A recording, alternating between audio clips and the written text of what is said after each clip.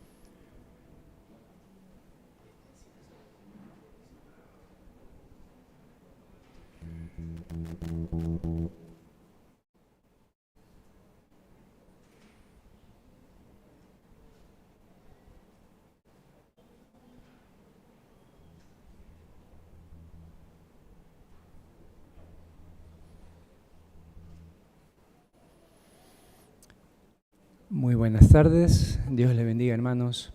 Qué gozo estar nuevamente aquí en la casa del Señor. Vamos a alabar algunos himnos, algunos cánticos, y como siempre les invito a pensar en la letra de lo que cantamos.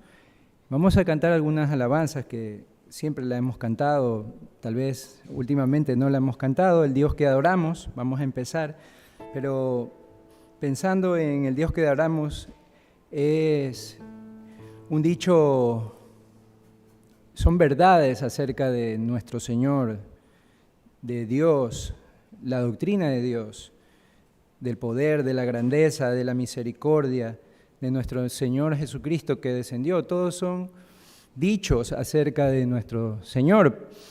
Y obviamente entendemos ahí que eso nos mueve a la adoración. Pero también en lo demás que vamos a estar adorando, vamos a estar viendo, en cambio, que en la alabanza hay mucha acción.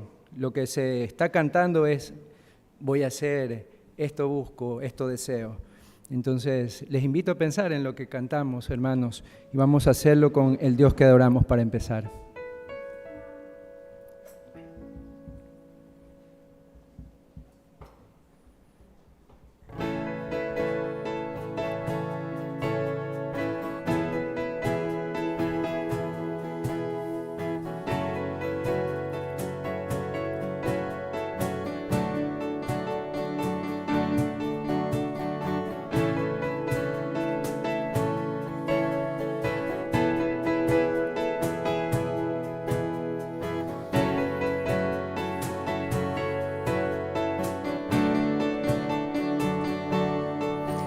El Dios que hizo los cielos y la tierra, con el poder de su palabra, reina con autoridad.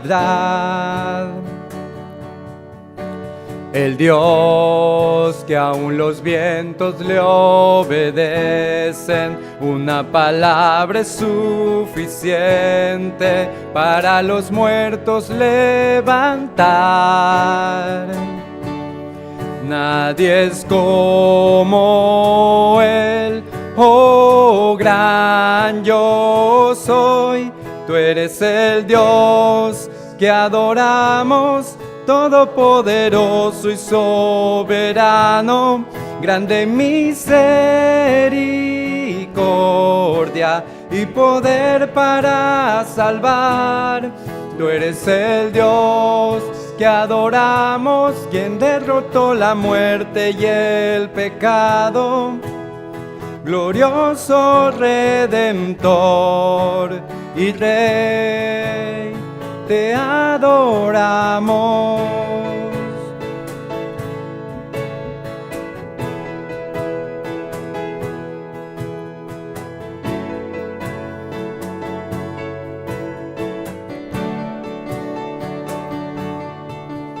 El Dios que descendió desde su trono para llevar sobre sus hombros nuestra culpa y transgresión.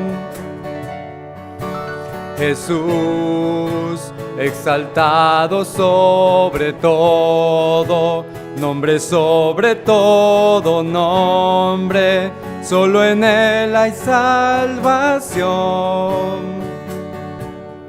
A Él sea la gloria y el poder, todo es de Él y para Él. A Él sea la gloria y el poder, todo es de Él y para Él. Tú eres el Dios que adoramos, todopoderoso y soberano, grande misericordia.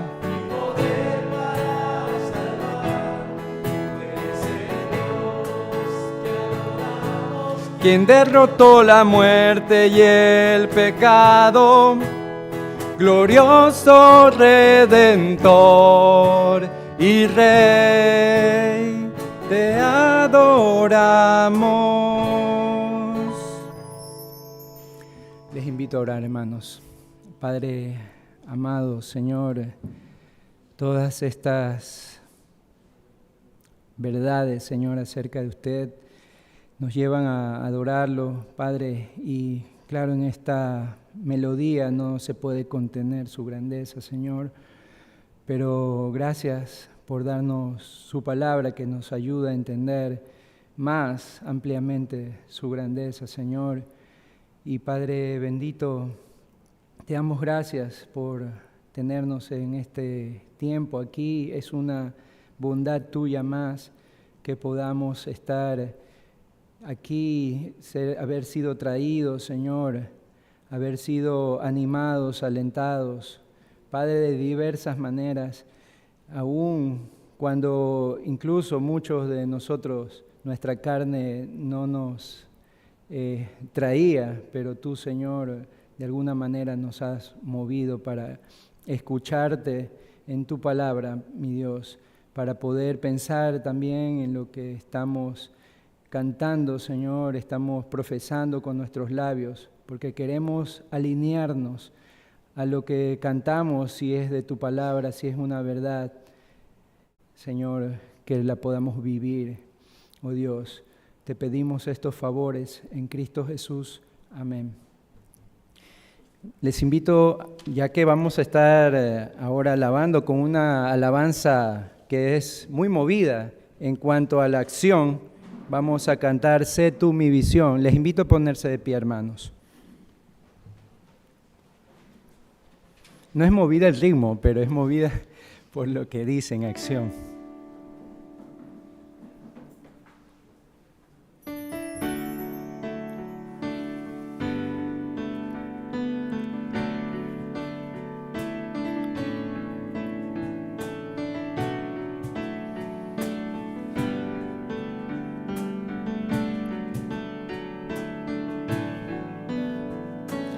Oh Dios de mi alma, sé tú mi visión. Nada te aparte de mi corazón. Noche y día siempre yo pienso en ti, y tu presencia es luz para mí.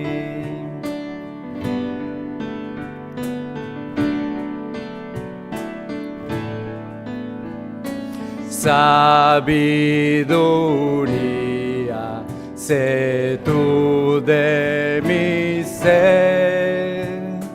Quiero a tu lado mi senda correr. Como tu Hijo amado me tienes, Señor. Siempre morando en un mismo amor.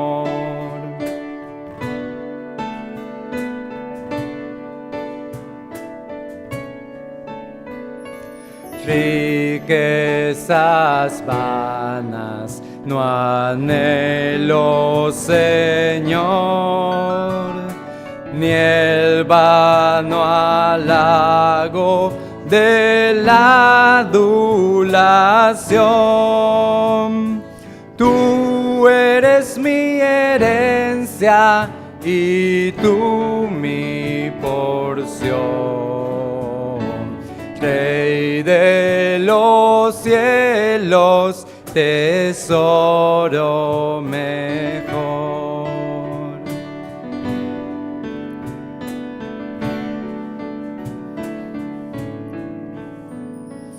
Oh Rey de gloria, del triunfo al final, guíame al cielo a morar en tu hogar. Luz de mi alma, mi dueño y Señor. En vida o muerte, sé tú mi visión.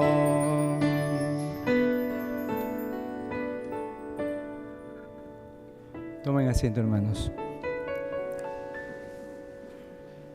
Bueno, esta tampoco es movida, pero también nos invita a correr al Señor, a ir a nuestro Salvador continuamente. Corro a Cristo.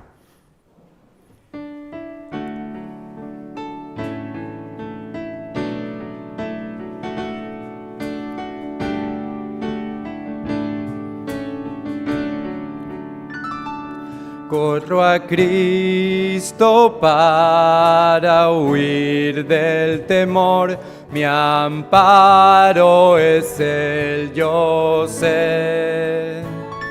Solo cree en mí, me dicen amor, seguro así estaré.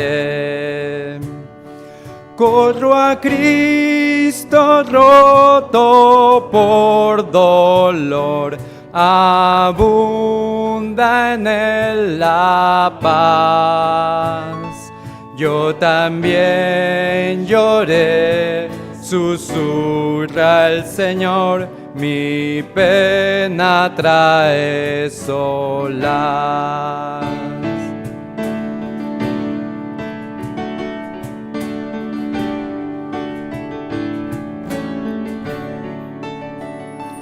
Corro a Cristo del afán de vivir, reposa mi alma en Él. Solo ven a mí, su voz puedo oír, encuentro descanso en Él. Corro a Cristo oprimido por el diablo diablo y el pecar. Con temor él huye de mi Señor, jamás me podrá dañar.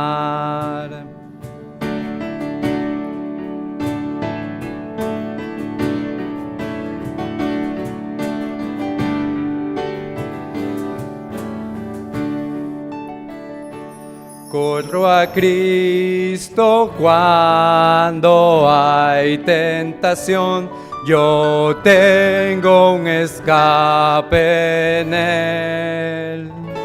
Solo líbrame, es mi oración, y cedo a su gracia fiel. Corro a Cristo avergonzado y encuentro un defensor. Soportó la santa ira de Dios y hoy es mi intercesor. Corro a Cristo para huir del temor, mi amparo es el yo sé.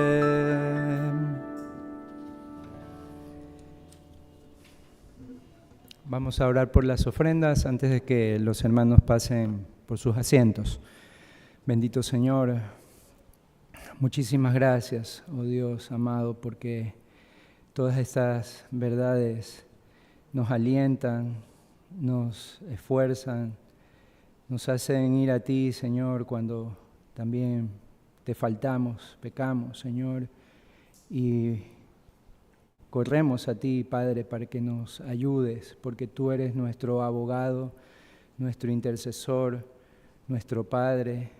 Oh Dios bendito, todas estas bondades tuyas no son nada simples, son cosas que nuestra mente apenas alcanza a comprender, como un Dios santo, perfecto, sin mancha, puede escuchar a estos pecadores. Sin embargo, por Cristo entendemos que podemos ir al trono de tu gracia. Ayúdanos, oh Dios bendito, para cada área de nuestra vida someterla a ti, oh Padre, incluso cuando pensamos en las ofrendas, en el manejo de nuestros recursos, Señor, tú sobre eso también gobiernas. Oh Dios, ayúdanos para ser diligentes, para esforzarnos, para poner todo lo que tú nos has provisto en tus manos, Señor, porque te pertenece y sin embargo tú nos pides algo de lo que nos has dado, Señor. Sin embargo, deberíamos dártelo todo porque tú lo mereces, Señor, es tuyo finalmente. Nuestras vidas son tuyas. Toda esta tierra tú la creaste, Padre.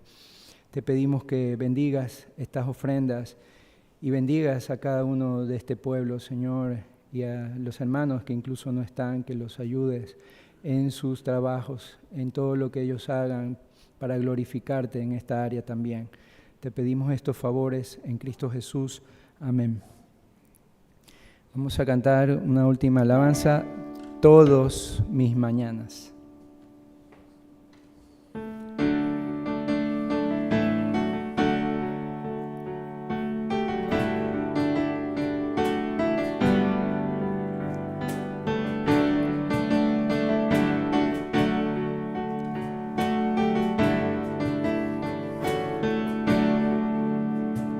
Tu mano al mundo hace girar por siempre alrededor del sol.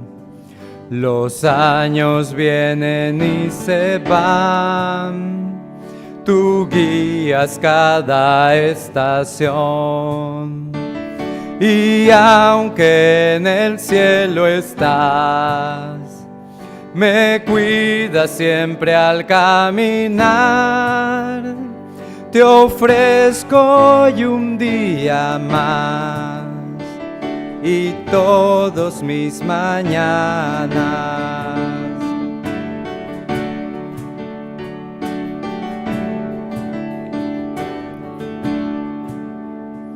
que ni vejez ni juventud me impidan de tu mano andar.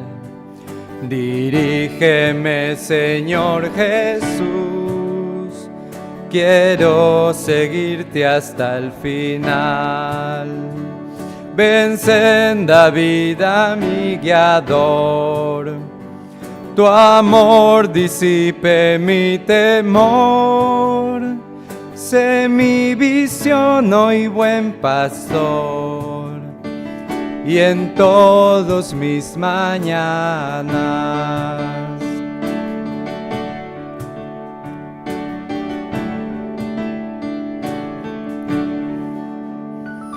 En el invierno al añorar los calles de ayer y a santos que han partido ya, cuya memoria hermosa es.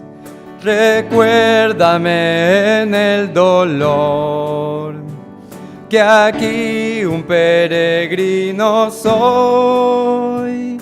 Descanso en ti, oh fiel Señor, con todos mis mañanas.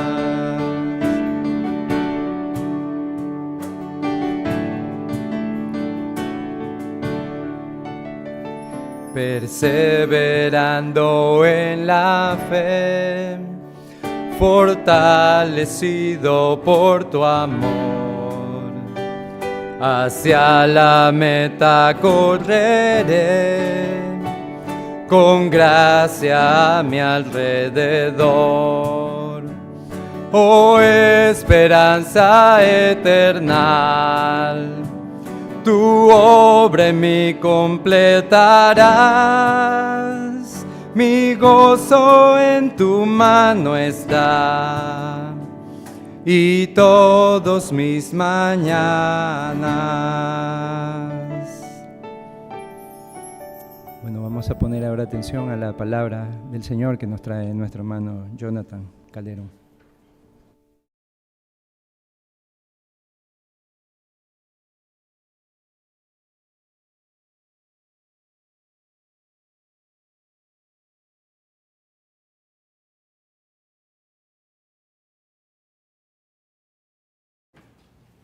Hola, hola. Buenas tardes, hermanos. Dios les bendiga. Podemos ir al versículo, a Romanos 3, versículo 9. Vamos a leer hasta el versículo 31. En Romanos 3, versículo 9 al 31.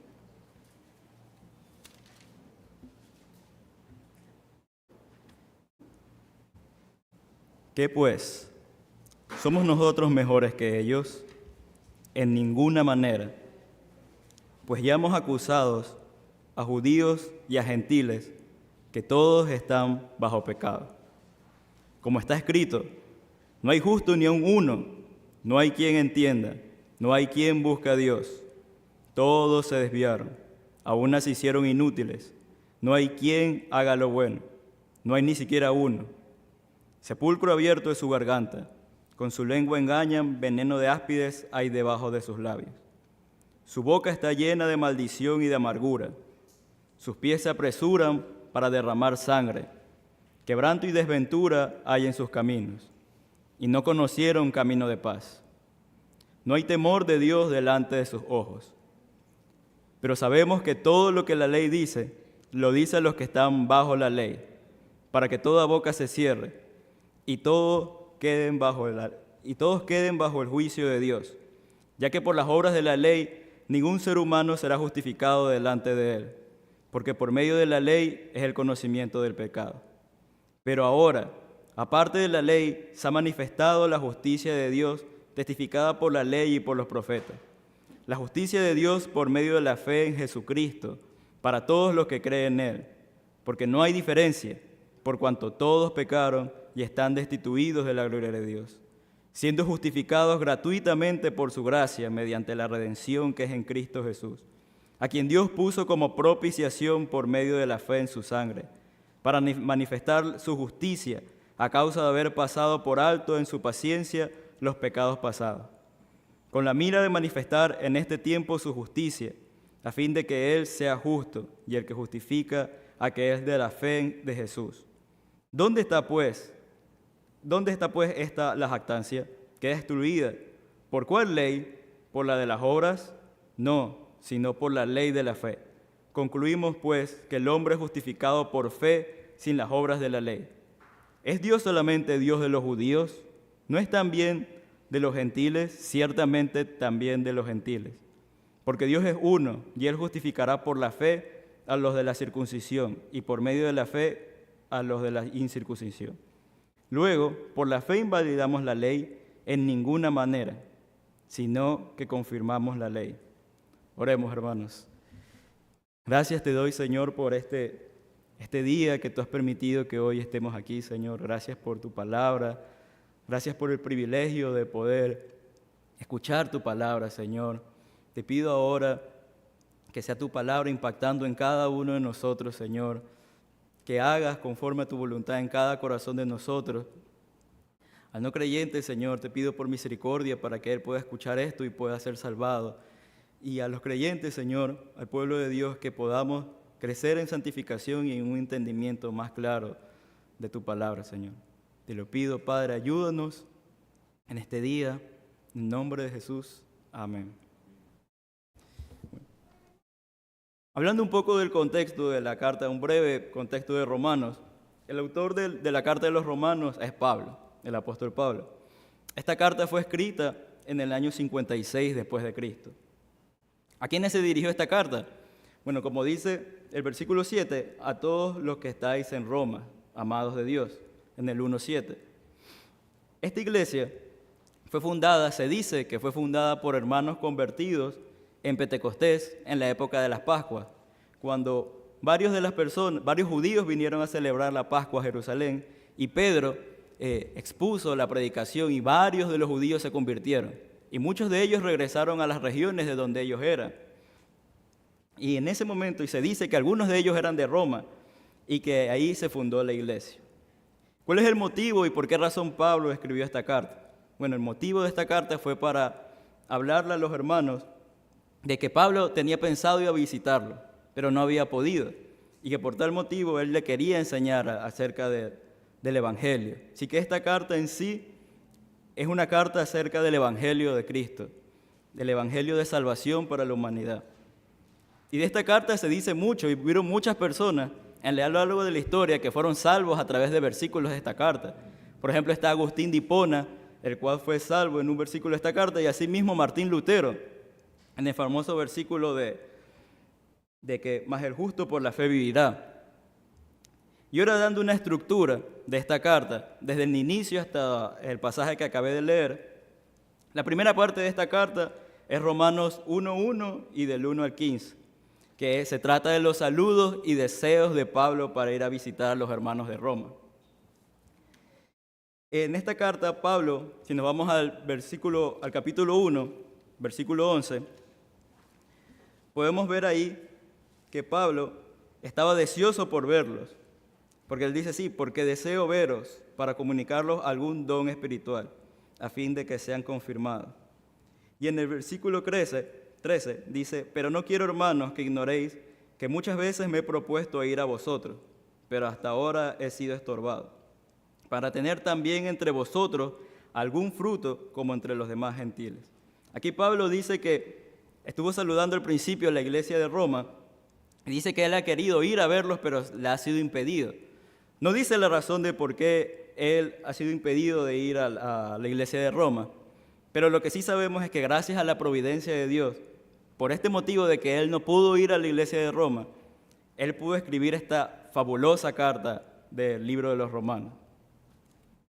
La segunda parte es el tema central de la carta de los Romanos, que está en Romanos del 1, del 16 al 17, en el que podemos ver que dice así, porque no me avergüenzo del Evangelio, pues es poder de Dios para salvación de todo el que cree, del judío primeramente y también del griego, porque en el Evangelio la justicia de Dios se revela por fe y para fe, como está escrito, mas el justo por la fe vivirá. Este es el tema central, esa es la tesis central de Pablo en toda la carta de los Romanos. El justo por la fe vivirá. Y ahora, la parte 3, que es donde nos vamos a quedar, empieza desde el versículo 18, el 1:18, hasta el capítulo 3:20, en donde Pablo aquí va a decir que todos hemos pecado y que todos estamos bajo condenación y que por ende hay una necesidad del ser humano de justicia. Primero Pablo habla sobre los gentiles. Como vemos en el versículo, capítulo 1, 18 al 32, aquí habla de los gentiles inmorales, un grupo de personas gentiles que ha decidido ignorar la existencia de Dios a pesar de la creación en la cual se hace evidente su eterno poder y su deidad. Y por tal motivo, ellos decidieron adorar a otros dioses, a ídolos, y por ende, Dios los entregó a su inmundicia.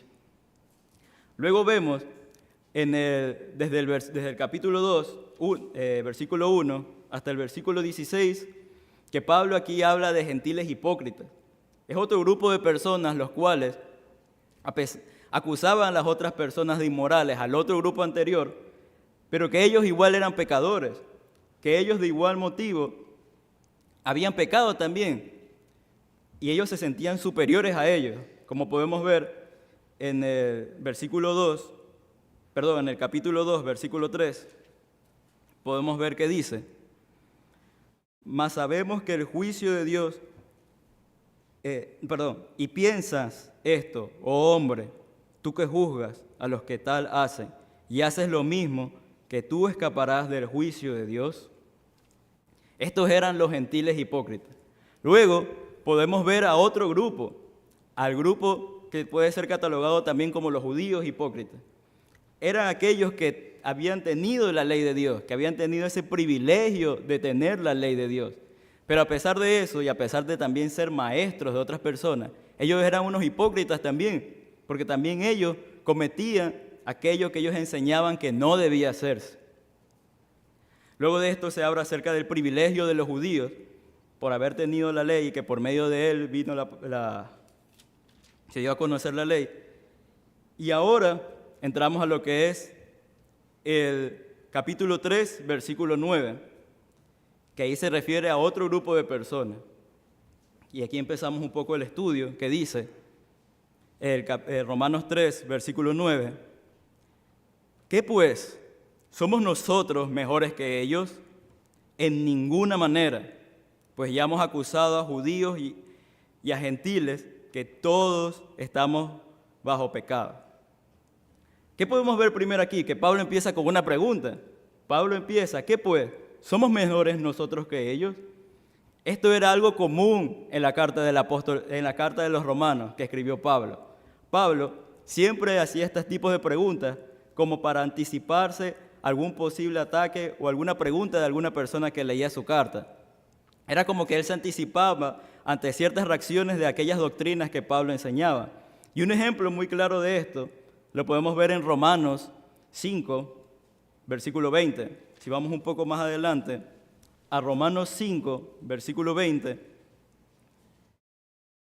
y dice así: pero la ley se introdujo para que el pecado abundase, mas cuando el pecado abundó, sobreabundó la gracia, para que así como el pecado reinó para muerte, así también la gracia reine para la justicia, para vida eterna mediante Jesucristo, Señor nuestro. Y ahora el capítulo 6 dice, ¿qué pues diremos? ¿Perseveraremos en el pecado para que la gracia abunde? Y el versículo 2 empieza en ninguna manera. Vemos que sigue la misma estructura y a lo largo de la carta sigue la misma estructura. Pablo aquí pregunta, ¿perseveraremos en el pecado para que la gracia abunde? ¿Por qué Pablo hizo esta pregunta? Bueno, como vemos en el versículo 20 que leímos, Pablo dijo esto, pero la ley se introdujo para que el pecado abundase, mas cuando el pecado abundó, sobreabundó la gracia. Entonces pueden haber personas que piensan, bueno, Si tú, Pablo, dices que cuando el pecado abunda, sobreabunda la gracia, entonces voy a vivir en pecado. Entonces, si tú dices que cuando el pecado abundó, va a sobreabundar la gracia, entonces voy a vivir en pecado para que sobreabunde la gracia. Entonces Pablo, anticipándose a ciertas personas que podían reaccionar a esta doctrina, dice, ¿qué pues? ¿Perseveraremos en el pecado para que la gracia abunde? Y él dice, en ninguna manera. Y aquí entonces podemos ver en nuestro pasaje, regresando al capítulo 3, versículo 9, que Pablo hace lo mismo. Dice, ¿qué pues? ¿Somos nosotros mejores que ellos? En ninguna manera. Entonces aquí la pregunta es, ¿qué ataque o qué argumento Pablo está queriendo derribar con esta pregunta de aquí? Este argumento sería que a la final hay personas que hubiesen pensado, bueno, si tú dices que todos los gentiles están bajo el pecado, todos los judíos están bajo pecado, bueno, entonces nosotros de aquí, ¿a quién se refiere Pablo? Se refiere a la iglesia, a él mismo y a la iglesia de Roma, diciendo, bueno, ¿acaso nosotros entonces, como no estamos en este grupo que mencionamos, somos mejores que ellos? ¿Acaso nosotros hay algo en nuestra naturaleza básica, hay algo en nuestro molde que como resultado de algo que nosotros teníamos, somos ahora salvos? Pablo responde en ninguna manera. Es como que si Pablo, y esto lo cito de un comentario de MacArthur, que como reformula la pregunta que Pablo hace aquí, y él dice, ¿acaso los cristianos somos en nosotros mismos mejores que los otros grupos de personas impías, ya mencionadas en los versículos anteriores? ¿Existe alguna superioridad intrínseca en nosotros? ¿Fuimos salvados porque existe una naturaleza básica en nosotros que estaba en un plano superior que el resto de las personas?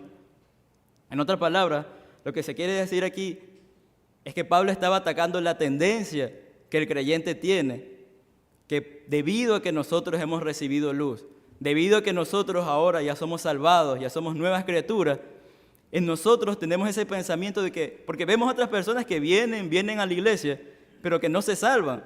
Y uno está tentado a pensar, bueno, en nosotros tal vez hubo algo diferente.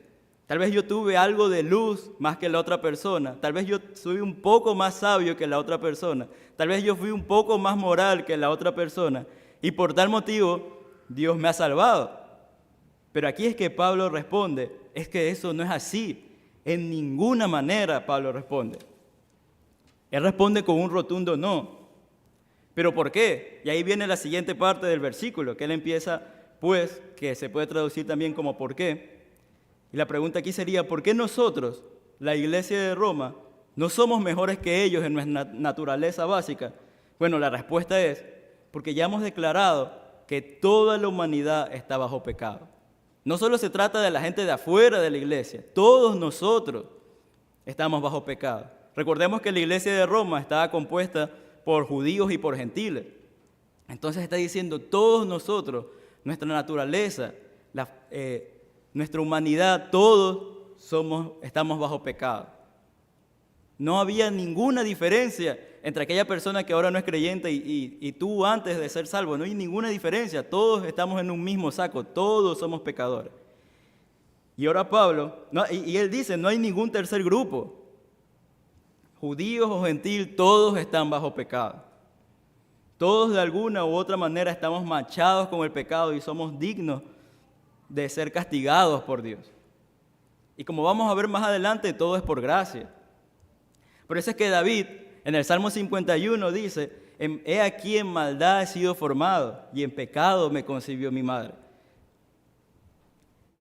Y esto es algo que quisiera que hoy podamos recordar en el transcurso que vayamos viendo y dando una vista de lo que es el hombre natural, el ser humano en sí, de lo malo que él es, para que nosotros podamos recordar que nuestra humanidad, qué es lo que somos, de dónde Dios nos sacó. Porque somos muy fácil de olvidar todo eso. A veces creemos y nos sentimos superiores a las otras personas creyendo de que nosotros somos salvos porque hubo algo en nosotros. Pero en realidad no fue así, todo es gracia. Luego Pablo, para darle un peso a su punto, va a describir a toda la humanidad y lo va a hacer como él lo hace de una manera magistral, recorriendo algunos pasajes del Antiguo Testamento para definir cómo es el ser humano en sí. Y esto lo podemos dividir en 5 puntos, que el primer punto sería desde el versículo 10 hasta el versículo 12, en donde encontramos el carácter de los acusados.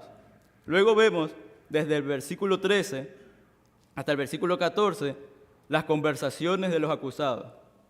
Luego vemos desde el versículo 15 hasta el versículo 16 la conducta de los acusados.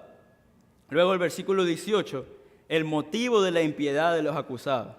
Y el versículo 19 y 20, aquí podemos ver las consecuencias de los acusados.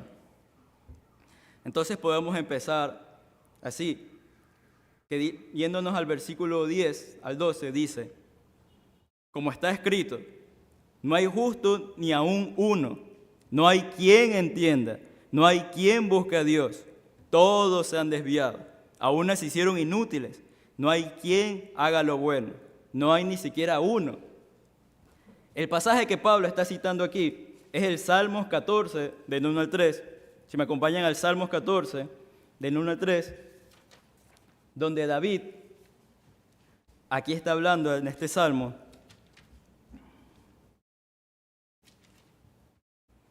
el Salmos 14, del 1 al 3, en donde David va a empezar a describir al necio corazón del hombre versus, va a describir, al necio corazón del hombre.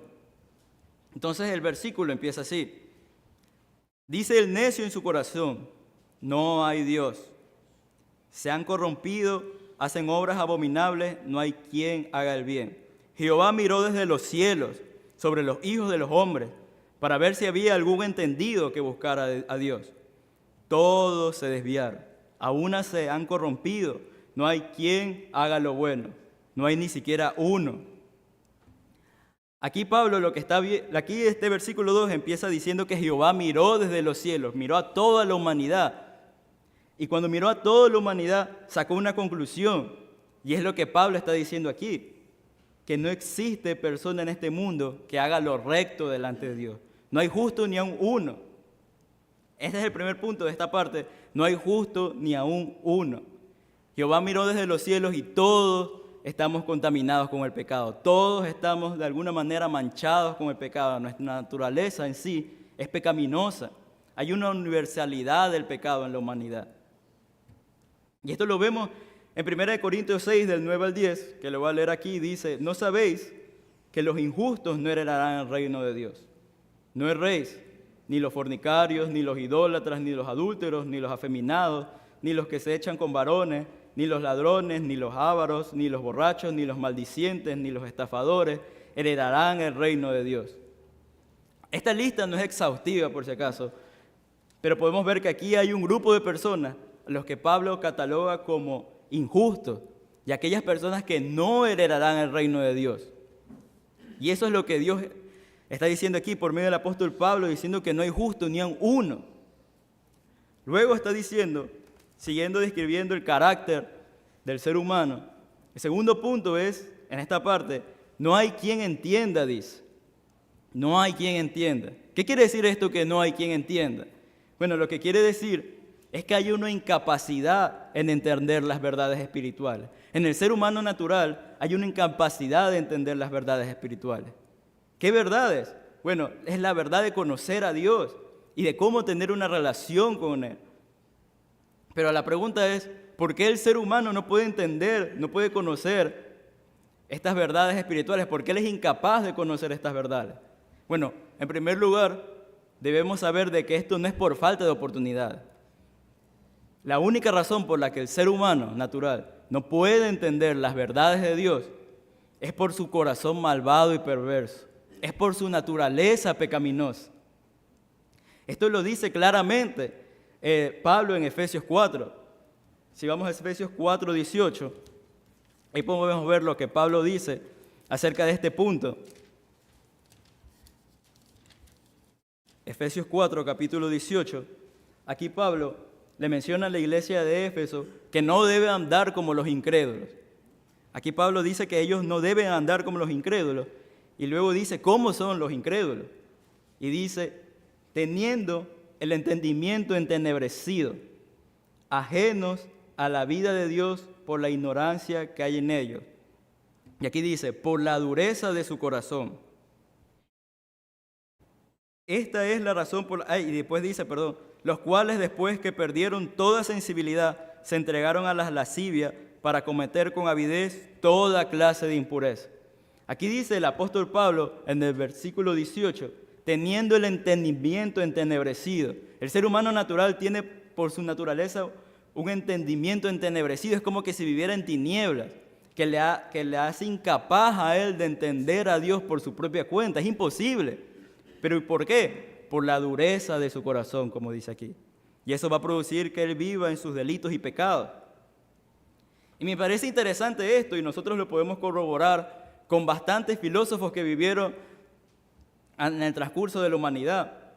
Inclusive un famoso científico, Albert Einstein, que él, cuando se le preguntó acerca de la existencia de Dios, él dijo así, cito, tu pregunta es la más difícil del mundo. No es algo que pueda responder con un simple sí o no. No soy ateo. No sé si puedo definirme como un panteísta. El problema en cuestión es demasiado vasto para nuestras mentes limitadas. Imagínense, Albert Einstein, una de las personas más inteligentes que han pisado este mundo, con una inteligencia increíble, no reconoció su limitada posibilidad de conocer lo infinito. Él tampoco era un necio para, como personas que hacen ahora, negar que existe Dios. Pero en sí él reconocía que él no podía entender a Dios. Y es que él jamás, con toda su inteligencia, iba a poder entender a Dios, porque Dios no puede ser conocido por la razón humana. La razón humana no es suficiente para conocer verdaderamente a Dios o para conocer qué es lo que nosotros debemos hacer para acercarnos a Dios. Es por medio solo de su palabra, de la revelación específica en que nosotros podemos conocer a Dios verdaderamente. Y por medio de que Él mismo nos abra nuestros ojos, nuestro entendimiento, para poder conocer la palabra de Dios. Pero el hombre natural no. Como dice Pablo aquí, no hay quien entienda. Luego dice, no hay quien busque a Dios. Esto es que debido a que su mente está entrenebrecida, él no tiene un deseo por buscar de Dios. En el ser humano natural no hay un deseo en verdad para buscar de Dios. Esta palabra buscar, en el griego, significa una búsqueda con diligencia, de buscar diligentemente. En el ser humano natural no hay ningún deseo para buscar de Dios. Y esto nosotros lo podemos ver también. El mismo Pablo habla de esto en la carta de los Romanos, en el capítulo 8, versículo 7. Si me acompañan ahí, en Romanos 8, 7, ahí nosotros podemos ver esto que también Pablo está diciendo en esta parte. Y así dice este versículo, Romanos 8, versículo 7. Por cuanto los designios de la carne son enemistad contra Dios, porque no se sujetan a la ley de Dios, ni tampoco pueden. En otras palabras, este versículo está diciendo, por cuanto los designios, que se lo puede traducir también como mente, por cuanto la mente puesta en la carne es enemiga de Dios. ¿Por qué la mente puesta en la carne es enemiga de Dios? Porque no se sujeta a la ley de Dios. Esta palabra sujetar es someterse bajo autoridad, porque el ser humano natural no se sujeta a la ley de Dios. No desea sujetarse a la ley de Dios, no desea obedecer la ley de Dios. Pero la pregunta es ¿por qué? ¿Por qué el hombre natural, si vamos un poco más allá, por qué el hombre natural no desea sujetarse a la ley de Dios? Uno puede decir, claro, es por el pecado, pero hay un pasaje que nos podemos encontrar un poco también la razón, que está en Juan 3:20. Si podemos ir a Juan 3:20, que habla que este es Jesús hablando sobre la condenación que va a suceder con aquellas personas que rechazan a Jesús como Salvador. Y dice en Juan 3:20, o leamos desde el versículo 19 mejor, que dice, y esta es la condenación, que la luz vino al mundo y los hombres amaron más las tinieblas que la luz, porque sus obras eran malas. Porque todo aquel que hace lo malo aborrece la luz y no viene a la luz para que sus obras no sean reprendidas. Esta última parte es la clave. Porque el ser humano natural no quiere buscar de Dios. Porque el hombre no quiere buscar de Dios. Porque no desea que sus obras sean reprendidas. porque él ama su pecado, porque él ama su estilo de vida. Por eso él no quiere buscar de Dios. Es como un ladrón que se aleja de la policía. Él no quiere dejar su estilo de vida pecaminoso. Luego, vamos a la siguiente parte que dice, todos se han desviado. ¿Qué quiere decir eso? Que se han desviado. ¿De qué camino? Del camino que Dios ha establecido. De ese camino es que la humanidad se ha desviado. Siguiendo nuestro texto, que dice ahí que todos se han desviado, podemos ver también que nos podemos preguntar ahí, bueno, ¿cuál es el camino entonces que Dios ha establecido? A lo largo de la Biblia está qué es lo que Dios demanda del hombre, pero me gusta mucho lo que Salomón dice en Eclesiastés 12:13, que dice así, el fin de todo el discurso es este, teme a Dios y guarda sus mandamientos, porque esto le concierne a todo el hombre. Esto es el todo del hombre, perdón. Que la Biblia de las Américas lo traduce como porque esto le concierne a todo el hombre. Esta es la razón por la que nosotros hemos sido creados. Para temer a Dios y para guardar sus mandamientos, para obedecerle a Él. Ese es el camino que Dios espera que el hombre vaya. Pero el hombre no va por ese camino, como vemos aquí en el versículo en el que estamos, en Romanos 3, que dice, todos se han desviado, todos se han apartado de ese camino. Pero la pregunta es, ¿a qué camino fueron? ¿A qué camino está el ser humano natural? Bueno, al suyo. Ese es el camino en el que el hombre está ahora. Como dice Isaías 53:6, todos nosotros nos descarriamos como ovejas, cada cual se apartó por su camino. Por su camino. El hombre por naturaleza desea hacer las cosas que a él le agradan. Desea hacer las cosas que él por naturaleza quiere y eso es el pecado en sí. El ser humano anda por su propio camino y no por el de Dios. El ser humano solo desea complacerse a sí mismo, solo busca complacerse a sí mismo y no le importa si el complacerse a sí mismo le ofende o no le ofende a Dios. Él no considera el camino de Dios. Luego, para ir terminando esta sección, dice, a una se hicieron inútiles. Debido al pecado en el que el ser humano está, debido al amor propio en el que el ser humano está, se convierte en un inútil. ¿Pero en un inútil para qué? En un inútil para agradar a Dios.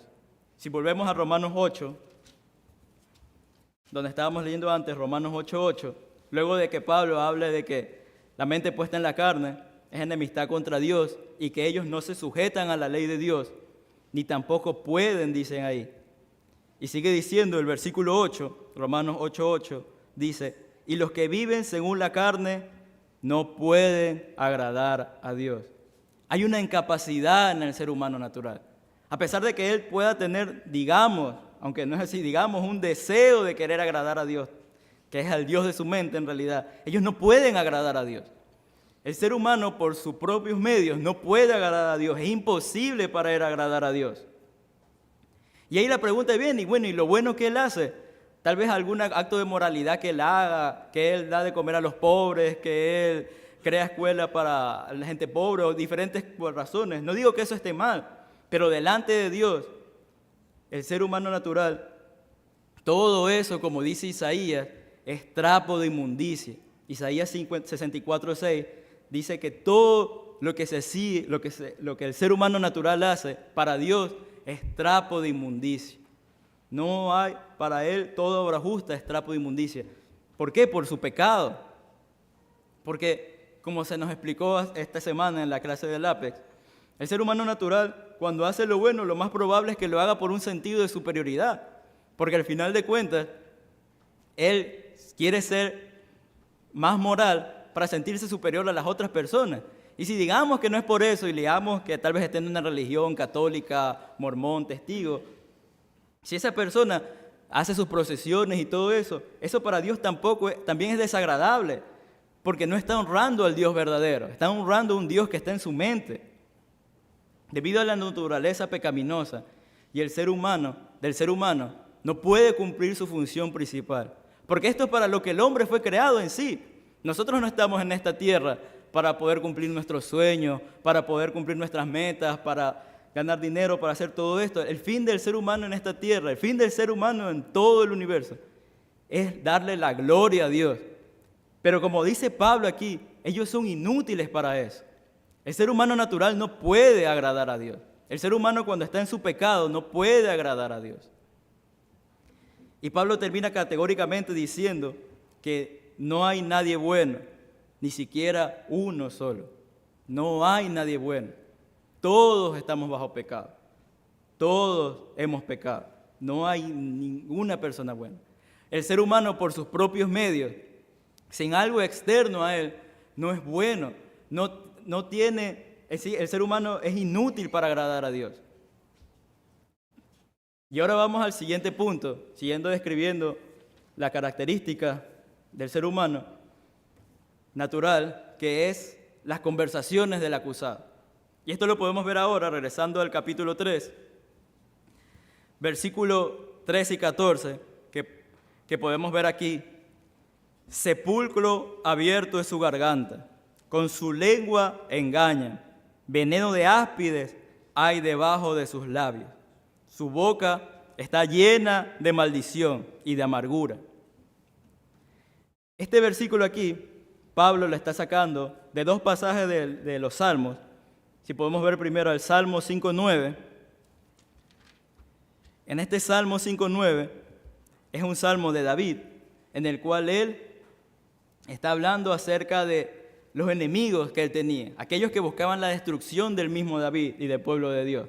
Y por ende David estaba pidiendo que sus enemigos, que la protección de Dios y que sus enemigos sean destruidos.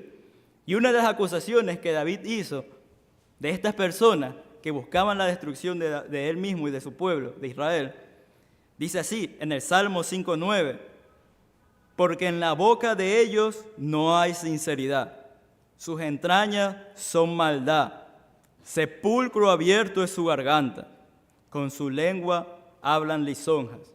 Luego, también tenemos otro versículo en el Salmo 143, que ahí está la otra parte de lo que Pablo está citando. Si vamos al Salmo 143, que es el mismo contexto, aquí también David está pidiendo protección de sus enemigos y también va a describir una característica de aquellos hombres malvados que procuraban su destrucción. En el Salmo 143 dice: aguzaron su lengua como la serpiente, veneno de áspid hay debajo de sus labios. Estos son los salmos que David describe que Pablo cita para describir al hombre impío, al ser humano natural. Y aquí lo que vemos que lo que está enfatizando aquí Pablo son las conversaciones, es lo que sale de la boca del hombre. Y lo que sale de la boca del hombre, y lo que vamos a ver ahí, son insultos, mentiras y blasfemias. La primera parte dice, ahora volviendo a Romanos, en Romanos 13, en el capítulo 3, versículo 13, dice: sepulcro abierto es su garganta. Pablo aquí está comparando la garganta del ser humano con un sepulcro abierto. Aquí vamos a ver que Pablo utiliza diferentes partes del cuerpo humano en las que se utiliza para hablar, como para referirse a sus conversaciones, a su habla. Y aquí Pablo está utilizando la garganta, podemos utilizar las conversaciones, son como sepulcro abierto delante de Dios. Es como una tumba que tú abres. No sé si alguno de ustedes ha tenido esa experiencia de poder oler un cuerpo en descomposición, ya sea de un animal o de un ser humano, pero es algo horrible. Y ese olor desagradable, asimismo Dios compara las conversaciones de esas personas. Son desagradables para Dios. Las conversaciones del hombre natural, en sus insultos, en sus blasfemias, en sus mentiras, son desagradables delante de Dios. Luego dice, con su lengua engañan. Engañan o manipular, en otras palabras. El ser humano natural es así, el hombre es así. Para obtener lo que él quiere, debido a su amor propio, él está dispuesto a mentir o engañar para poder obtener lo que él quiere o para llegar al punto que él desea. Esto es abominable delante de Dios, la mentira, el engaño. Como habla en Proverbios, que dice que 7 cosas abomina a Dios: la lengua mentirosa, el testigo falso que habla mentira. Luego, ¿qué dice el pasaje? Dice: veneno de áspid hay debajo de sus labios. Áspid en sí es serpiente. Entonces, ¿qué quiere decir? veneno de serpientes hay debajo de sus labios. Podemos entender que el veneno en sí, ¿para qué lo utiliza la serpiente? Para herir. Entonces lo que Pablo quiere decir aquí es que el habla de las personas, las conversaciones de las personas son para herir a otros. Ya sean insultos, ya sean enojos, todo esto que se lo ve en las conversaciones de ahora son para herir a otras personas. Luego dice, su boca está llena de maldición y de amargura. Maldiciones, que son insultos o deseos de muerte, y amarguras, que son resentimientos. Eso está llena la boca del hombre natural, de maldiciones y de amarguras. Ahora la pregunta es, ¿por qué son tan graves las conversaciones? ¿Por qué Dios toma algo? Porque uno se puede preguntar, bueno, pero ¿por qué Dios toma tan en cuenta lo que el ser humano saca de su boca? ¿Por qué son tan graves las conversaciones? Bueno, en sí son graves, porque podemos recordar lo que Jesús dice en Lucas 6:45, porque de la abundancia del corazón habla su boca. Podemos ver también que obviamente son graves para Dios porque Él es santo, y eso también porque demuestra la condición del corazón del hombre. Porque de la abundancia de lo que el hombre habla, porque la abundancia del corazón es lo que habla la boca.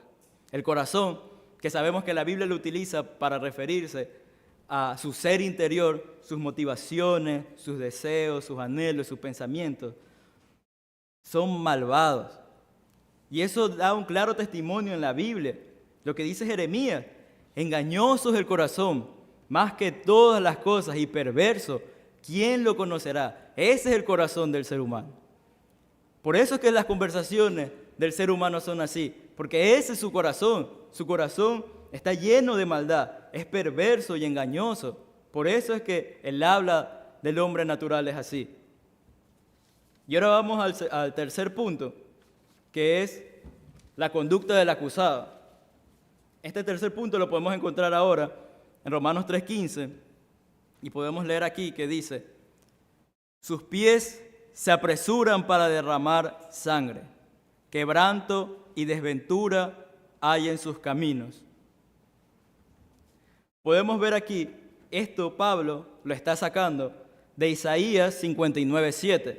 Si podemos ir ahí a Isaías 59:7.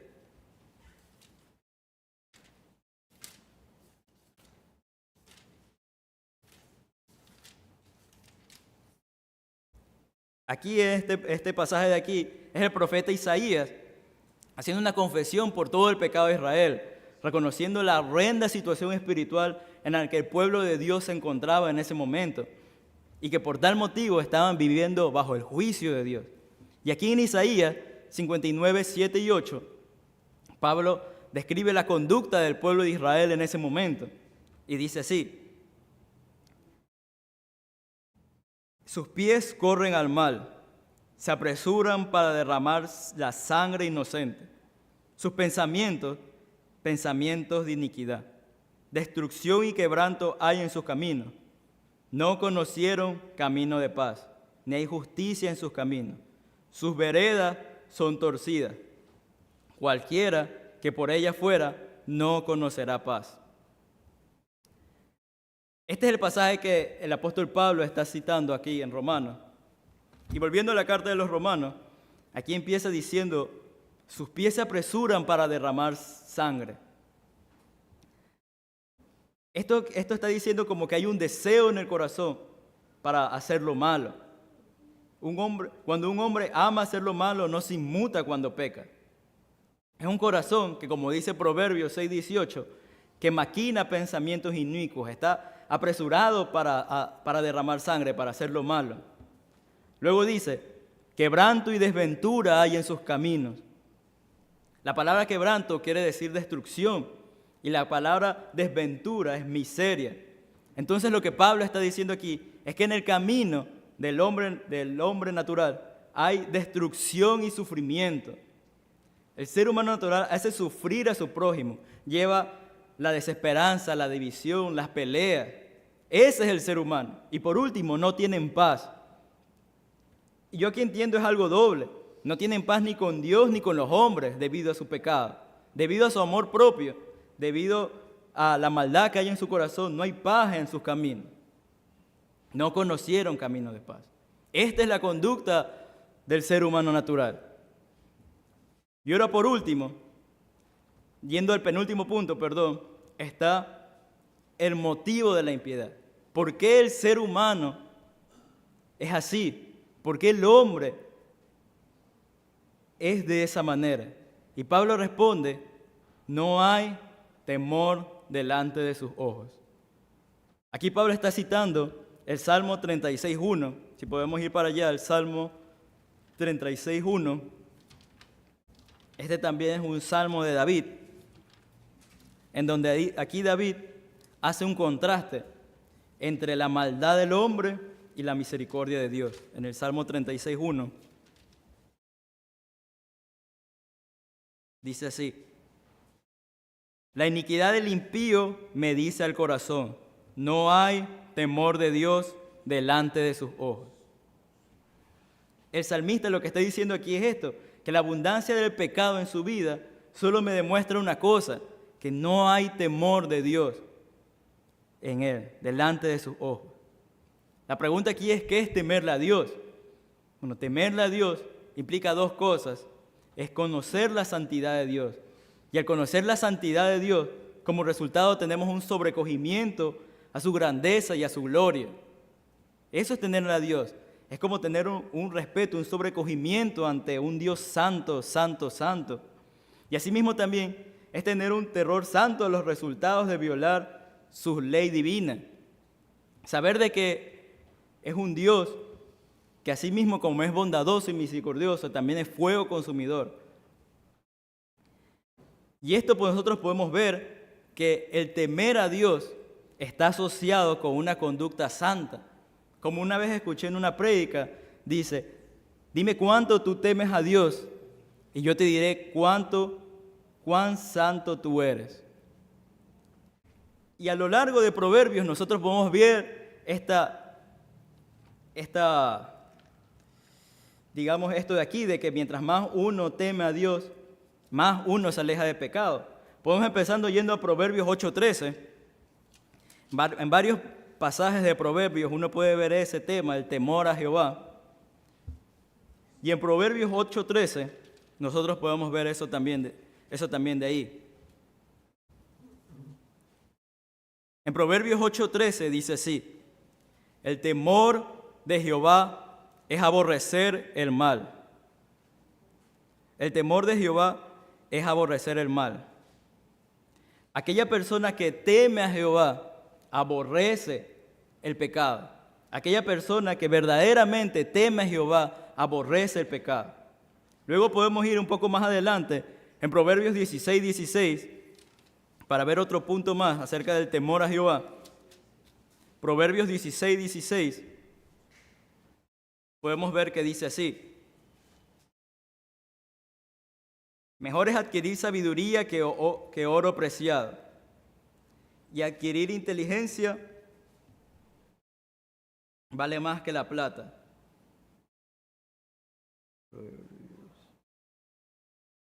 Déjenme ver porque creo que este de aquí no era el pasaje. Si no, podemos ir a Proverbios 23:17 también, para poder ir acá. Proverbios 23:17.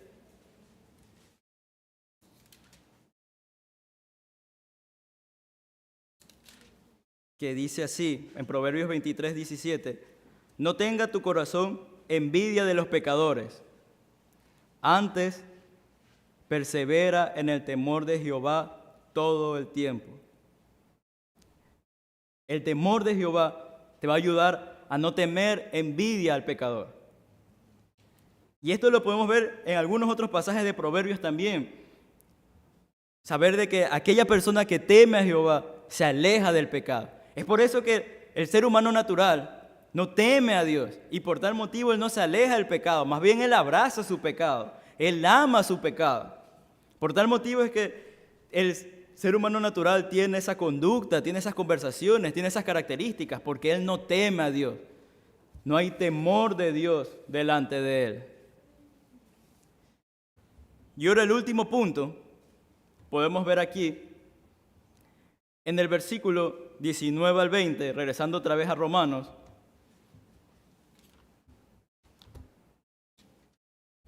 en Romanos 3, versículo 19 al 20, podemos ver aquí que dice que este punto de aquí son las consecuencias del acusado, que en sí es que está condenado por Dios. Y dice así: pero sabemos que todo lo que la ley dice, lo dice a los que están bajo la ley, para que toda boca se cierre y todo el mundo quede bajo el juicio de Dios. Ya que por las obras de la ley, ningún ser humano será justificado delante de él, porque por medio de la ley es el conocimiento del pecado. Aquí Pablo concluye con la consecuencia por ser un hombre injusto delante de Dios. Y empieza con esto: pero sabemos que todo lo que dice la ley. Aquí podemos hacerle una pregunta al texto, que es: ¿qué es lo que la ley dice? ¿Qué es lo que la ley de Dios dice? Bueno, la ley de Dios, hablando de lo que la ley de Dios exige, eso lo podemos encontrar en Santiago 2:10. En Santiago 2:10 podemos encontrar qué es lo que la ley de Dios dice en cuanto a su exigencia al ser humano. En Santiago 2:10 dice así: porque cualquiera que guardare toda la ley, pero ofendiere un punto, solo en un punto, se hace culpable de todos. Si uno guarda toda la ley, pero ofende un punto, se hace culpable de todo, ya se hace transgresor de la ley. Porque como dice el versículo 11, porque el que dijo, no cometerás adulterio, también ha dicho, no matarás. Ahora bien, si no cometes adulterio, pero matas, ya te has hecho transgresor de la ley. O viceversa, si no matas y cometes adulterio, ya te has hecho transgresor de la ley. Ese es el alto estándar de la ley de Dios para el hombre. La ley de Dios para el hombre exige, en otras palabras, perfección. Eso es lo que la ley de Dios demanda del ser humano. Una obediencia perfecta. ¿Y por qué? Porque no estamos delante de un ser falible como nosotros. Nosotros podemos exigirle a alguien, y un juez en este mundo puede exigirle a alguien las cosas que están en la Constitución. Pero sabemos que uno a pesar no las cumple totalmente. Pero no hay problema, porque al final de cuentas, si son delitos menores, uno no va a terminar en la cárcel porque son delitos menores. Pero en cambio con Dios no es así. No hay delito menor y delito grande. Para Él, si tú ya incumpliste un punto de la ley, ya estás condenado. Ya te has hecho transgresor de la ley. Y esto es lo que Jesús también habla en Mateo 5. Cuando Jesús, en una parte del Sermón del Monte, dice: sed pues perfectos, como mi Padre que está en los cielos es perfecto. Y Jesús no solo habla en cuanto a una perfección externa, porque uno se puede equivocar, y eso es lo que le pasó a los fariseos, que ellos estaban muy preocupados por lo externo. Pero Jesús también habla de lo interno, porque eso es lo que la ley exigía desde el principio. No solo una obediencia externa, sino algo interno de manera perfecta. Por eso es que Jesús también dice: amarás al Señor tu Dios, haciendo un resumen de la ley, amarás al Señor tu Dios con todo tu corazón, con toda tu alma y con toda tu mente. Este es el primer y gran mandamiento: amar a Dios con todo tu corazón, con toda tu alma y con toda tu mente. En todo momento, de manera perfecta. Eso es lo que la ley exige. Eso es lo que dice la ley. Ese es el estándar, la exigencia de la ley. Cumplirla de manera perfecta, no solo de forma externa, sino de forma interna. ¿Y a quiénes le dice esto de aquí? Esto es lo que sigue diciendo, volviendo otra vez a nuestro pasaje, en el versículo 19, dice así: lo dice a los que están bajo la ley. ¿Quiénes están bajo la ley? Uno se puede preguntar aquí. Bueno, con el contexto sabemos que Pablo aquí se está hablando de tanto judíos y gentiles, que es toda la humanidad. Toda la humanidad en sí tuvo acceso a esa ley. Todo el hombre, tanto judíos como gentiles, tuvieron acceso a esa ley, y eso lo podemos ver en la misma carta de Romanos. En Romanos 3, capítulo 2, viendo la parte, hablando de los judíos, ellos la tuvieron directamente de la mano de Dios. En Romanos 3:1 podemos empezar leyendo, que dice así: ¿qué ventaja tiene pues el judío? ¿O de qué aprovecha la circuncisión? Mucho en todas maneras. Primero, ciertamente, que le ha sido confiada la palabra de Dios. los judíos tenían acceso a esa ley. Y asimismo gentiles que tal vez nunca pudieron conocer la ley. Esto lo cubre en Romanos 2.15. Si podemos ir un poco más atrás en Romanos 2.15, que dice así: mostrando la obra de la ley escrita en sus corazones, dando testimonio su conciencia y acusándoles o defendiéndoles de sus razonamientos. Hablando aquí de los gentiles que no tienen la ley, que por naturaleza hacen lo que la ley dice. Esto es lo que está hablando aquí el apóstol Pablo, que aquellos que no tuvieron acceso a la ley, ellos tienen una ley escrita en sus corazones. Entonces, no hay excusa. Todos tuvieron acceso a la ley de Dios. Todos estamos llamados a cumplir de manera perfecta la ley de Dios. Ese es el estándar por el cual el ser humano de manera general va a ser medido. Cuando uno esté delante de Dios, cuando uno esté parado delante de Dios, eso es lo que Dios va a ver. Si es que el ser humano ha cumplido perfectamente la ley de Dios. No a media, no 1%, no 20%, no un 99%, sino un 100%. Ese es el estándar de Dios. Y Él no lo rebaja por el ser humano. Pero siguiendo por esto, aquí viene entonces, ¿cuál es el objetivo de esa ley y de su alta estándar? Y eso lo podemos ver en la siguiente parte, en Romanos 3, que habla así, esta palabra que dice ¿para qué? Aquí vamos a entrar en las razones de lo que la ley dice, y esto es para que toda boca se cierre. Ese es el primer punto, que toda boca se cierre. ¿Qué quiere decir esto? Que no haya excusas, que te quedes sin respuesta delante de Dios. Ese alto estándar moral lo que va a producir en el ser humano es que te quedes sin excusas porque no tienes dónde esconderte. Has incumplido la ley de Dios. Debemos decir como Job, que habla de que si quisiera contender contra él, Job hablando con Dios, si quisiera contender contra él, no le podré responder a una cosa entre 1000. Ese es el objetivo de la ley, que nos quedemos sin excusa delante de Dios. Y esto es claro ante la realidad de la condición humana que vimos pasajes anteriores, de la horrible condición humana que vimos en pasajes anteriores. ¿Qué excusa el ser humano puede tener? Ninguna, en realidad. No hay excusa para que toda boca se cierre, dice aquí. Y luego dice, para que todo quede bajo el juicio de Dios. Que todo, esta palabra juicio, en el griego quiere decir responsable, que tenga que dar cuentas de algo. Entonces lo que quiere decir aquí es que todo el mundo sea hecho responsable delante de Dios. Que todos seamos hechos responsables, que todos sepamos de que vamos a tener que enfrentarnos a ese Dios santo. Y vamos a ser responsables de nuestros actos, no podemos derivarlo a alguien más. Vamos a tener que tomar responsabilidad de lo que hemos hecho. Y estas son las consecuencias en sí.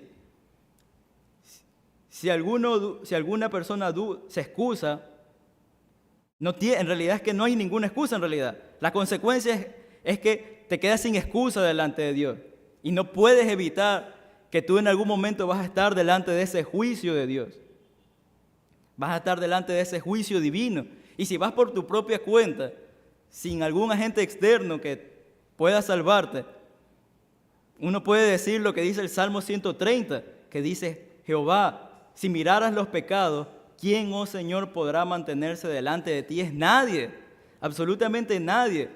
Esto es lo que la ley y el estado natural del hombre debería llevar a las personas, a ver que no hay excusa y que estamos bajo el juicio de Dios, bajo una condena de parte de Dios. Pero aquí la pregunta es ¿por qué el hombre está condenado? Y esto se lo responde en la siguiente parte, en el versículo 20, que dice, ya que por las obras de la ley ningún ser humano será justificado delante de Dios. Nadie puede ser justo delante de Dios por medio de cumplir la ley. Es imposible, porque como vimos, si tú la quieres cumplir, si tú quieres ir delante de Dios por ti mismo, sin algo ajeno a ti, bajo tus propios medios, bajo tu propia sabiduría, si un ser humano natural quisiera ir delante de Dios con su propio camino, pues lo que vas a encontrar es que vas a estar maldito, porque eso es lo que dice Gálatas 3:10. Si me acompañan a Gálatas 3:10 para poder ver esto de aquí, que aquí podemos ver al apóstol Pablo, también hablando a la iglesia de Galacia, en Gálatas 3:10.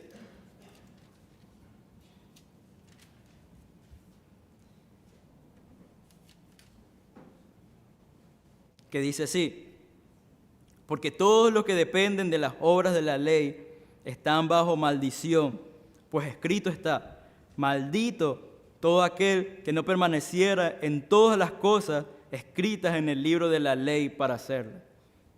Y este es Pablo citando un pasaje del Antiguo Testamento también. Cualquiera que quiera depender de las obras de la ley, cualquiera que quiera depender de sí mismo, está bajo maldición. ¿Por qué? Porque es imposible, porque jamás vas a lograrlo, porque el estándar es muy alto, es necio.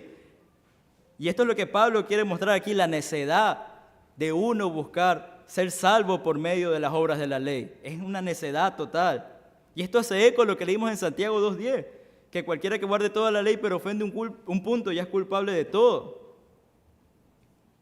Y ahora por último, podemos ver aquí que las obras de la ley en sí no son para justificar al hombre. Y uno pudiera pensar, bueno, entonces la ley de Dios, ¿para qué sirve? Bueno, es muy útil.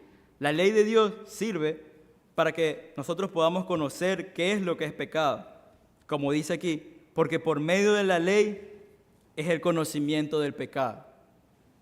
Es por medio de esa ley en que el ser humano puede reconocer qué es lo pecaminoso y qué no. Como dice en Romanos 7:7, ¿qué diremos entonces? ¿Es pecado la ley? De ningún modo. Al contrario, yo no hubiera llegado a conocer el pecado si no hubiera sido por medio de la ley. Porque yo no hubiera sabido lo que es codicia si la ley no me hubiese dicho, no codiciarás. Y este es el cuadro que nosotros podemos ver del hombre. En realidad es un cuadro del ser humano muy triste y muy miserable, en verdad. Ver que el carácter del hombre es de esta manera, sus conversaciones, su conducta, que todo esto es motivo de que el ser humano natural no teme a Dios y que por tal motivo su consecuencia es que él está camino al infierno, está condenado. Es un cuadro muy triste, pero en verdad es algo que el ser humano merece. No es algo que el ser humano no merezca, porque en sí Dios ha tenido mucha paciencia con su creación. Sabemos que por gracia común Dios saca el sol para buenos y malos. Él, a pesar de toda la maldad del ser humano, Él tiene paciencia con su creación, porque si Dios no fuese paciente ya todos estuviésemos destruidos. Pero aún así, a pesar de toda esa paciencia de Dios, a pesar de toda su misericordia mostrando su gracia común, el ser humano natural ha decidido rebelarse contra Dios, ha decidido ofender a Dios. Y eso es lo que describe este cuadro del hombre. Pero lo que quiero sacar aquí son solo 2 puntos nada más. El primero es que debemos aprender del apóstol Pablo en cómo nosotros debemos predicar el evangelio a otras personas. Nosotros debemos llevar a otras personas nosotros debemos pintarle este cuadro en la mente de las otras personas. El apóstol Pablo no empezó diciéndole a las otras personas, no, que Dios te ama, no, que Dios tiene un plan maravilloso para ti. No, el apóstol Pablo empezó el evangelio, porque recordemos que la carta de los romanos es una carta donde se explaya en el evangelio. Pablo empezó hablando sobre la condenación del hombre, sobre su maldad. Pablo empezó hablando de que el ser humano es malo, de que nadie se puede escapar de esa realidad. Y eso es lo mismo que nosotros debemos hacer cuando prediquemos el evangelio. Lo que debemos hacer es decirle a las personas su condición. Porque sabemos que, como dice la Escritura, hay caminos que al hombre le parecen derechos, pero su fin son caminos de muerte. Y eso es lo que debemos hacer, que esas personas, tumbarles, sacarlas de esos caminos por medio de la palabra. Decirles que no, ese no es el camino que Dios exige para la salvación, sino este de acá, el que está en la Escritura. Porque solo por medio de esto es que uno puede llegar a conocer verdaderamente a Dios y ser salvo. Como dijo una vez Paul Washer, lo que nosotros debemos hacer es, si una persona va recto, ponerle una pared enfrente de él. Si una persona, a pesar de eso, decide ir a la derecha, ponerle otra pared en la derecha. Si una persona decide ir a la izquierda, entonces ponerle otra pared en la izquierda. Y si esa persona entonces decide obstinadamente retornar e ir hacia atrás, ponerle otra pared hacia atrás. Y no dejarle escapatoria, que su única esperanza sea mirar hacia arriba y sea mirar a Cristo nada más. Porque por eso es lo que Pablo después dice de todo esto, después de pasar varios capítulos hablando acerca de la condenación del hombre, después de todos estos pasajes, ahí es que Pablo empieza con un pero, Dios. Y aquí es que Pablo empieza a hablar acerca del Evangelio de la gracia. Pero uno no puede hablarle a una persona acerca del Evangelio de la gracia si es que primero esa persona no llega a esa condición de reconocer lo perverso y malvado que es. Esto es lo primero que uno le debe decir a una persona. Y por último, lo que también esto nos debe comunicar a nosotros es recordar que somos nosotros sin Dios. Nosotros no somos mejores que las personas de afuera. Nosotros, aquellas personas que ya hemos sido salvados, no somos mejores que nadie. Y esto es algo importante, y esto por eso es que varios autores yo he escuchado que dicen que el creyente debe predicarse el Evangelio todos los días a sí mismo, no solo a las otras personas, sino a sí mismo. Es importante que día a día nosotros podamos recordar esta realidad de que nosotros, naturalmente, en nuestra condición, nosotros somos esto. Sin Dios, somos esto de aquí. De aquí es donde nos sacó Dios, con ese carácter, con ese tipo de conversaciones, ese tipo de conducta. No había temor en nosotros, no teníamos temor hacia Dios. Éramos hombres malos, éramos hombres perversos. Pero aún así, a pesar de todo, Dios decidió salvarnos. Y eso es algo que debemos recordar siempre para que nuestro amor hacia Él incremente y para que de esa manera nosotros también podamos cada día humillarnos a nosotros mismos y también poder ver la condición en la que están las otras personas. Y haciendo eco a esto, solo quiero terminar con este versículo en Tito 3, del 3 al 5. Si me acompañan en esta parte para que también puedan leerlo aquí.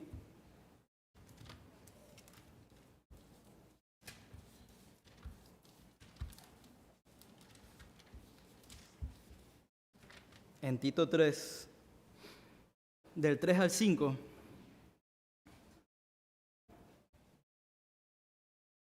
dice así: porque nosotros, hablando Pablo a Tito y a la iglesia en donde Tito estaba pastoreando, porque nosotros también éramos en otro tiempo, insensatos, rebeldes, extraviados, esclavos de concupiscencias y deleites diversos, viviendo en malicia y envidia, aborrecibles y aborreciéndonos unos a otros.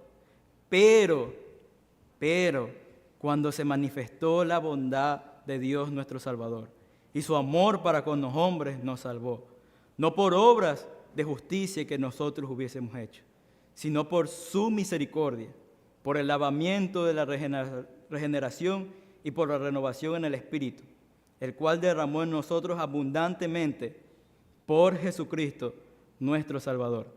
Esto es lo que siempre debemos recordar. Estas dos realidades, lo que éramos, lo que en realidad nuestra naturaleza es, pero lo que por medio de la gracia de Dios que nos ha salvado, es que ahora hemos nacido de nuevo. Y que esto nos lleve también de responsabilidad para poderles predicar el Evangelio a otras personas y poderles pintar este cuadro que hemos visto también. Oremos, hermanos. Amado Dios y buen Padre Celestial, gracias te doy por este tiempo que tú has permitido que podamos estar aquí reunidos, Señor. Gracias por recordarnos, Señor, tu palabra. Gracias por recordarnos, Señor, la condición en la que estábamos, Señor. No somos mejores que nadie. Somos hombres pecadores, malvados, pero que la única razón por la que nosotros ahora podemos pararnos delante de ti, Señor, es porque ahora Dios mira a Cristo en su lugar. Ahora tú, Cristo, moriste en la cruz por nosotros. Diste tu vida por nosotros. Y que esa realidad siempre la recordemos, Señor. Ayúdanos, Señor, a recordar esa realidad todos los días de nuestra vida, Señor. Y que ese amor de Cristo nos constriña y nos lleve a ser cada día más santos y podamos ser diligentes en nuestra santificación también. Y poder predicar el Evangelio también a otros, Señor. Te doy gracias, Señor, por todo. En el nombre de Jesús. Amén. Y ahora, hermanos, para orar, para ser